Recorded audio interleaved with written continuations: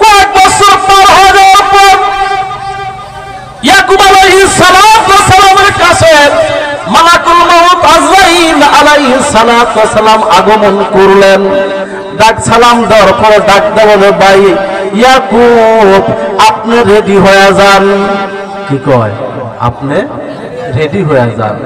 ইজা জাআ আজালুহুম লা ইস্তাখিরুনা সাআতাও ওয়া লা ইস্তাকদিমুন। আল্লাহু আকবার বলেন। যখন যে কারো মরণের টাইম হবে, এক সেকেন্ড আগেও জান কবজ হবে না, এক সেকেন্ড পরেও না। জোরে কোন ঠিক কিনা? মালাকুল মউত ডাকতে বলে, ভাই ইয়াকুব আপনি রেডি হয়ে যান। ইয়াকুব আলাইহিস সালাম ডাকতে বলে, ভাই আজরাইল আমি না আপনার কাছে বলেছিলাম একটু মেসেজ পাঠিয়ে দিলেন। আজরাইল আলাইহিস সালাম ডাকতে বলে, ভাই ইয়াকুব আমি আল্লাহ তোমার কাছে একটা নয় দুইটা নয়, আমি তোমার কাছে তিনটা মেসেজ পাঠিয়েছিলাম। জোরে কোন সুবহানাল্লাহ। কয়টা মেসেজ? তিনটা। ইয়াকুব আলাইহিস সালাম ডাকতে বলেন, ভাই আজরাইল আমার তো বুঝে আসে না। ইয়াকুব আলাইহিস সালামকে ডাকতে বলে, আজরাইল শোনো শোনো, এক নম্বর মেসেজ ছিল তুমি একদিন তোমার যৌবনে তুমি ভরা ছিলা, তুমি সুঠাম দেহের অধিকার ছিলা ইয়াকুব ভাই। আস্তে আস্তে তোমার চামড়া গুছে গেল, আস্তে আস্তে শরীরের চামড়া ঢিলা হওয়া আরম্ভ হইল। এটা হলো তোমার এক নাম্বার সিটি। আর কয়েক বছর যাওয়ার পর তোমার মাথার কেশ চুলগুলো ছিল কালো কুসকুসে, আস্তে আস্তে পাকা শুরু হয়ে গেল। এটা হলো তোমার দুই নাম্বার সিটি। তুমি তো বুঝতে পারো নাই।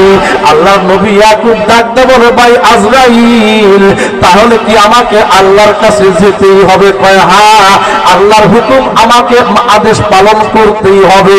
মালাকুল মউত আজরাইল আলাইহিস সালাম ইয়াকুব আলাইহিস সালামের জানকে কবজ করলেন। জোরে কোন সুবহানাল্লাহ।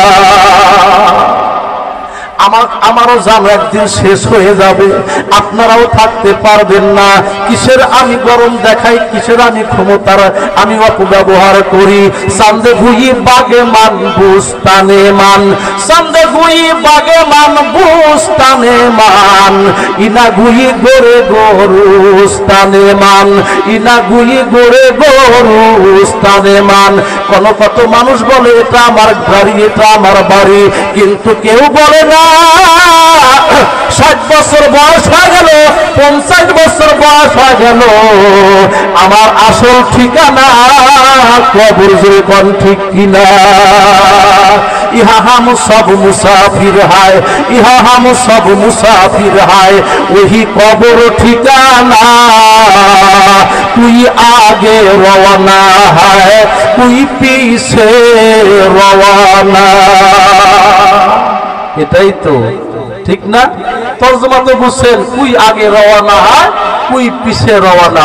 বড় ভাই আগে দুনিয়াতে আসে, দেখা যায় বড় ভাই বেঁচে আসে, ছোট্ট ভাই দুনিয়া থেকে চলে গেছে। হয় না এমন?